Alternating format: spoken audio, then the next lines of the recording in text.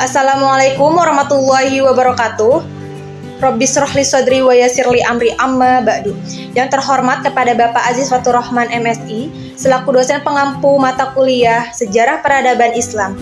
Kami dari kelompok 3 yang beranggotakan saya, Situ Khalifatul Islamiyah sebagai moderator, Ivana Hamidah sebagai pemateri pertama, dan Sally sebagai pemateri kedua. Di sini kami akan mempresentasikan materi mengenai peradaban Islam pada masa Khalifah Umar bin Khattab. Poin pertama akan dijelaskan oleh rekan saya, Ivana Hamidah. Kepadanya saya persilahkan. Baik, saya Ivana Hamidah sebagai pemateri pertama dengan NIM 2112039 izin menyampaikan materi. Yang pertama, saya akan menjelaskan tentang biografi Umar bin Khattab, dimulai dengan masa anak-anak Umar bin Khattab. Nama lengkap Umar bin Khattab adalah Umar bin Khattab bin Nufail bin Abdul Uzza bin Rabban bin Rohat bin Qurt bin Razah bin Ali bin Ka'ab bin Lu'ay. Umar berasal dari Bani Adi bin Ka'ab, salah satu rumpun suku Quraisy. Umar sendiri melahirkan 13 tahun setelah tahun gajah. Umar bin Khattab lahir dari ayah bernama Khattab bin Nufail al-Hashim al-Quraisy dan ibunya yang bernama Hantamah binti Hashim. Umar bin Khattab sendiri lahir di kota Mekah dari suku Bani Adi yang merupakan satu rumpun suku Quraisy, yaitu suku terbesar di kota Mekah pada saat itu. Ayah dan ibunya merupakan keturunan dari marga Bani Makhzum. Beliau diberi gelar oleh Nabi Muhammad sebagai Al-Faruq, yang artinya sang pembeda antara yang hak dan yang batil. Keluarga Umar termasuk ke dalam kelas menengah yang bisa membaca dan menulis, dan pada masa saat itu pula membaca dan menulis itu merupakan sesuatu yang langka. Umar kecil tumbuh seperti layaknya anak-anak Quraisy pada umumnya, tetapi perbedaannya yaitu Umar sempat belajar baca tulis. Hal ini tuh sangat jarang sekali terjadi di kalangan mereka. Dari semua suku Quraisy, ketika Nabi Muhammad SAW diutus, hanya ada 17 orang yang pandai membaca dan menulis. Dari situlah Umar dikatakan istimewa dari teman-temannya. Orang-orang Arab masa itu tidak memandang pandai baca tulis sebagai suatu hal yang istimewa. Mereka juga cenderung menjauhkan anak-anaknya sendiri dari belajar membaca dan menulis. Ketika Nabi diutus, usia Umar sudah 30 tahun. Pada mulanya, Umar sangat membenci Islam. Dari potensi yang Umar miliki, Umar termasuk salah satu dari dua orang yang didoakan oleh Rasulullah SAW agar masuk dan memperkuat barisan umat Islam. Ayahnya, Al-Khattab bin Nufail bin Abdul Uzza bin Riyad bin Abdullah bin Qurt bin Razah bin Ali bin Ka'ab ini adalah saudara dari Murrah, yaitu kakak Nabi yang ke-8. Ibunya, Hantamah binti Hashim bin Al-Mughirah bin Abdullah bin Umar bin Makhzum ini merupakan kelahiran setelah 13 kelahirannya Nabi. Baik, lanjut ke selanjutnya, yaitu masa remaja Umar bin Khattab. Sesudah Umar beranjak dewasa, Umar menjadi pengembala unta. Ayahnya di Dajnan atau tempat lain di pinggiran kota Mekah. Pada masa remaja, Umar tumbuh berkembang jauh lebih cepat dibandingkan teman-teman seumurannya, yaitu Umar memiliki tubuh yang lebih tinggi dan yang lebih besar. Kulit wajahnya pun berwarna putih kemerahan. Tangannya kidal dengan kaki yang lebar sehingga jalannya sangat cepat sekali. Sejak mudanya, ia memang mahir dalam berbagai olahraga. Salah satunya adalah olahraga gulat dan menunggang kuda. Dari berbagai macam olahraga berkuda adalah olahraga yang paling disukai oleh Umar.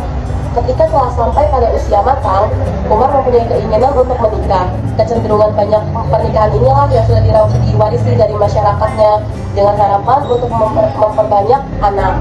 Dalam hidupnya, ia menikah dengan 9 perempuan yang kemudian memberikan keturunan 12 anak, yaitu diantaranya 8 laki-laki dan 4 perempuan. Selanjutnya adalah perkawinan Umar bin Khattab. Perkawinan Umar bin Khattab yaitu sebagai berikut. Yang pertama, dari Zainab binti Maz'un lahir Abdurrahman dan Hafsah. Yang kedua, dari Ummu Kulsum binti Ali bin Abi Thalib lahir Zaid yaitu senior dan Ruqayyah. Dari Ummi Kulsum binti Jarul bin Malik lahir Zaid yang lebih muda, junior, dan Ubaidillah. Yang ketiga, dengan Jamilah binti Sabit bin Abi Al-Aflah lahir Asim. Yang keempat, dari Ummu Hakam binti Haris binti Syam bin Al-Hajiroh melahirkan putri yang bernama Fatimah. Yang kelima, dari pernikahannya dengan Atikah binti Zaid bin Amr lahir Ian. Yang keenam, Ruqayyah, yaitu hamba sahayanya, melahirkan Abdurrahman. Yang ketujuh, Mukilah, hamba sahaya juga, melahirkan Zaid. Itulah istri dan anak-anak dari Umar bin Khattab. Orang Arab bangga dengan banyaknya istri dan anak-anak. Maka Umar bin Khattab mewakili kegemaran ayahnya yang menikah dengan banyak wanita dan mempunyai banyak anak. Materi selanjutnya yaitu pengangkatan Umar bin Khattab sebagai khalifah. Umar bin Khattab menjabat sebagai penerus Nabi Muhammad SAW dalam Islam. Dan setelah wafatnya Nabi Muhammad SAW dan Abu Bakar As-Siddiq, dianggap posisinya sebagai pewaris ajaran agama. Umar bin Khattab hanya menyampaikan ajaran agama yang disampaikan oleh Nabi Muhammad kepadanya. Tidak seperti Abu Bakar, Umar melalui pemilihan di Badan Musyawarah Terbuka. Sebaliknya, ia mendapatkan kepercayaan langsung dari khalifah kedua, yaitu Abu Bakar As-Siddiq, melalui penunjukan atau wasiat pendahulunya. Pada tahun kekhalifahannya, Abu Bakar tiba-tiba jatuh sakit. Selama 15 hari, dia tidak dapat pergi ke masjid dan meminta Umar untuk menempati posisi sebagai imam sholat. Karena penyakitnya yang semakin parah, beliau tidak menunjuk seorang pengganti dan takut jika kematiannya sudah dekat, akan ada konflik yang lebih besar antara umat Islam daripada kematian Nabi. Selanjutnya, bagi Abu Bakar sendiri, Umar bin Khattab adalah orang yang paling cocok untuk menggantikannya. Jadi, dia memulai konsultasi pribadi dengan beberapa teman yang lebih tua. Kebetulan, beberapa teman yang lebih tua yang kebetulan sudah berkunjung ke rumahnya. Di antaranya adalah Abdul Al-Barahim bin Auf dan Utsman bin Affan dari grup Muhajirin. Dan ada beberapa komentar. Tapi pada dasarnya, semua orang mendukung niat Abu Bakar di dalamnya. Misalnya, Abdul Ar-Rahman mengenal sifat Umar yang sulit. Abu Bakar menanggapi peringatan itu dengan menyatakan Umar jauh lebih keras karena dia memiliki sifat Abu Bakar yang biasanya lembut. Kemudian ketika Umar memimpin dirinya sendiri, dia menemukan bahwa dirinya lebih murah hati. Setelah berkonsultasi dengan Abdul Ar-Rahman bin Auf dan Utsman bin Affan, menarik bahwa Abu Bakar menasihati orang lain untuk tidak membicarakan pembicaraan itu. Selanjutnya, Abu Bakar memanggil Utsman bin Affan lalu untuk menyampaikan pesannya. Baru saja setelah dari pesan itu disampaikan, tiba-tiba Abu Bakar jatuh pingsan. Tetapi Utsman terus saja menuliskan pesannya. Ketika Abu Bakar sadar kembali, dia meminta kepada Utsman untuk membacakan apa yang telah dituliskan.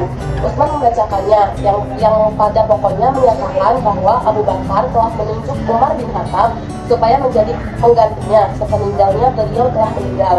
Sesuai yang dibacakan, seusai dibacakannya pesan yang sebagian ditulis oleh Utsman, Abu Bakar bertakbir, tanda puas dan berterima kasih kepada Utsman.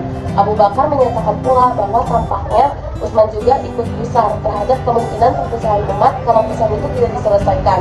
Umar menjadi khalifah pada bulan Jumadil Akhir pada tahun 13 Hijriah. Umar ditunjuk sebagai khalifah pada hari di mana Abu Bakar meninggal, pada hari Selasa 8 hari sebelum Jumadil Akhir. Jadi dapat disimpulkan bahwa Umar bin Khattab sebagai khalifah kedua setelah Abu Bakar. Umar diangkat melalui penunjukan atau wasiat dari Abu Bakar As-Siddiq. Mungkin itu saja yang dapat saya sampaikan. Dilanjut oleh pemateri kedua. Ini Saudari Ivana, selanjutnya poin kedua akan dibacakan oleh saya sendiri. Kebijakan politik Umar bin Khattab. 1. Pembagian kekuasaan. Semenjak penaklukan Persia dan Romawi, pemerintahan Islam menjadi adik kuasa dunia yang memiliki wilayah kekuasaan yang luas meliputi semenanjung Arabia, Palestina, Syria, Persia, dan Mesir. Luasnya daerah kekuasaan Islam ini membuat Umar merasa perlu memahami dan menyempurnakan sistem pemerintahan yang telah dijalankan Khalifah Abu Bakar sebelumnya. Untuk pertama kalinya dalam sejarah Islam, Umar mulai memisahkan antara kekuasaan legislatif, yudikatif, dan eksekutif. Dengan demikian, jauh sebelum lahirnya Rias Politika, Umar bin Khattab telah mengatur administrasi pemerintahannya dengan sempurna. Yang pertama ada kekuasaan legislatif atau Majelis Syura. Kekuasaan legislatif digunakan untuk mendiskusikan serta mencari jalan untuk menyelesaikan suatu masalah. Dan keseluruhan negara Islam ini pada waktu itu dibagi menjadi dua kelompok, yaitu Muhajirin dan Ansor. Lalu kekuasaan yudikatif.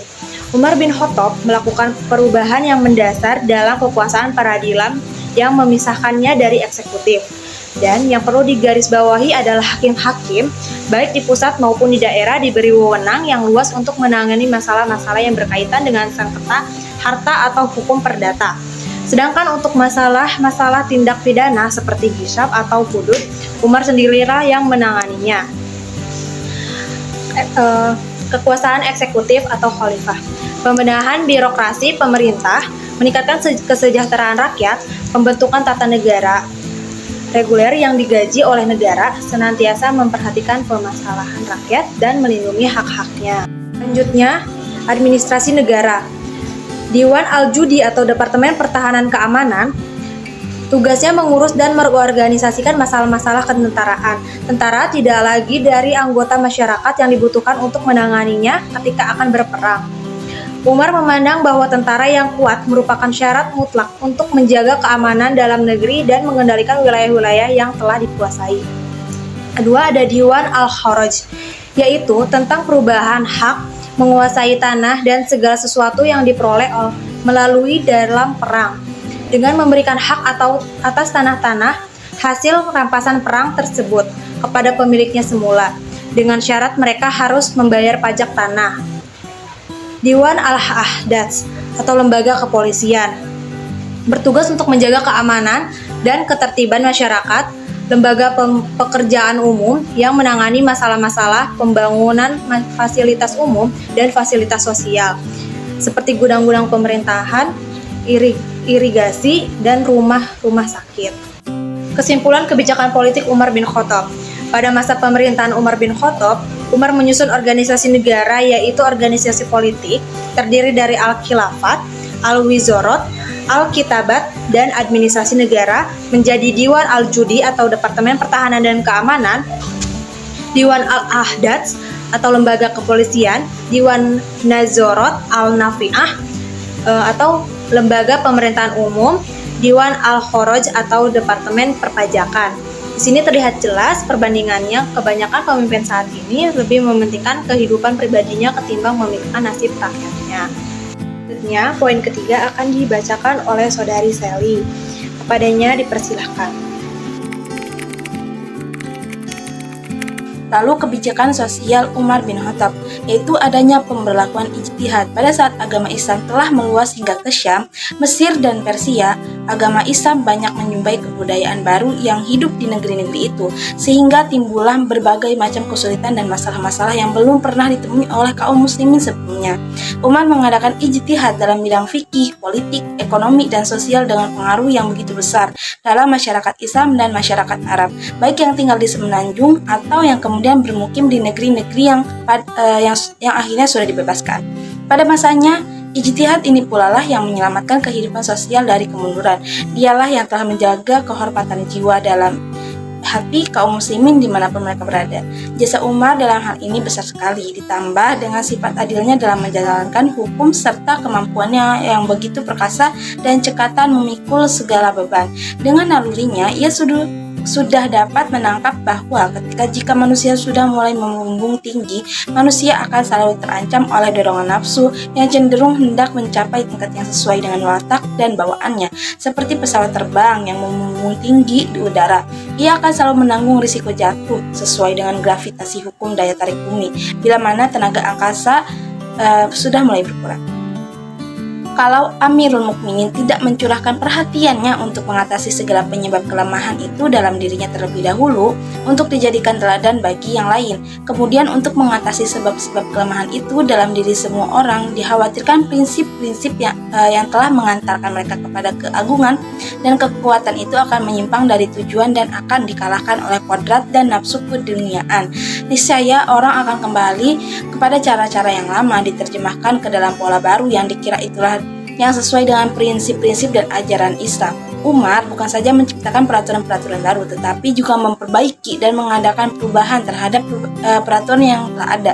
Bila mana peraturan itu memang harus diperbaiki dan diubah, misalnya peraturan yang telah berlaku bahwa kaum muslim diberi hak menguasai tanah dan segala sesuatu yang didapat dengan berperang, Umar mengubahnya bahwa tanah itu harus tetap di tangan pemiliknya semula, tetapi dikenal pajak tanah atau al-kharaj.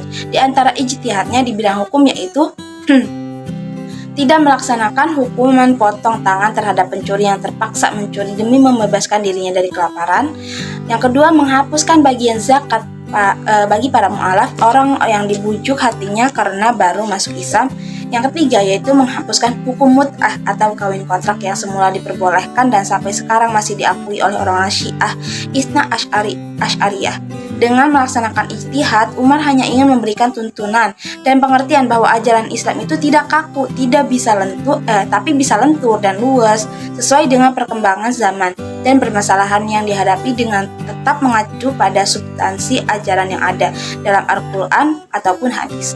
Jadi, kebijakan Umar bin Khattab dalam hal pemberlakuan ijtihad antara lain tidak melaksanakan hukuman potong tangan terhadap pencuri yang terpaksa mencuri demi membebaskan dirinya dari kelaparan, menghapuskan bagian zakat para mu'alaf atau orang yang dibujuk hatinya karena baru masuk Islam. Yang ketiga itu menghapuskan hukum mut'ah atau kawin kontrak. Yaitu kemudian ada penetapan kalender Islam. Khalifah Umar bin Khattab adalah seorang administrator ulang.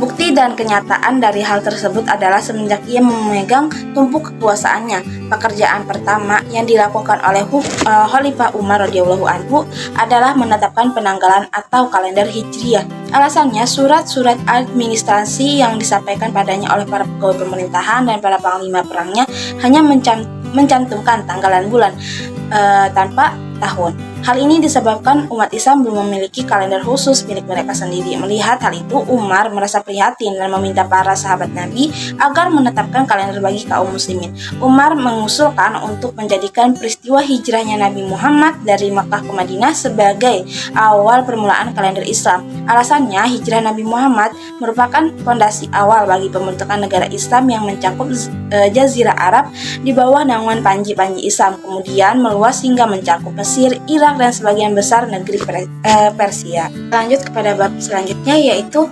kesimpulan. Secara umum dapat disimpulkan dari makalah ini bahwa kebijakan-kebijakan politik Umar bin Khattab, Umar telah membagi kekuasaan secara terpisah yaitu kekuasaan legislatif atau majelis syura, yudikatif atau qadha, dan eksekutif atau khalifah. Kebijakan ini menunjukkan bahwa Umar memang seorang negarawan dan administrator yang bijak. Dengan adanya pemisahan kekuasaan tersebut, sehingga pemerintah dapat berjalan dengan baik dan membawa kepada kemaslahatan atau kesejahteraan umat Islam. Selanjutnya yaitu kebijakan sosial Umar bin Khattab. Dalam bidang sosial antara lain sangat perhatian terhadap kondisi rakyat serta berupaya memberikan pelayanan serta perlindungan bagi penduduk yang berdiam di wilayah kekuasaan Islam, bahkan terhadap penduduk yang beragama non-Islam sekalipun. Pemberlakuan ijtihad dan penetapan kalender Islam. Terima kasih kepada Sally. Sekian dari kelompok kami, kurang lebihnya mohon maaf. Wassalamualaikum warahmatullahi wabarakatuh.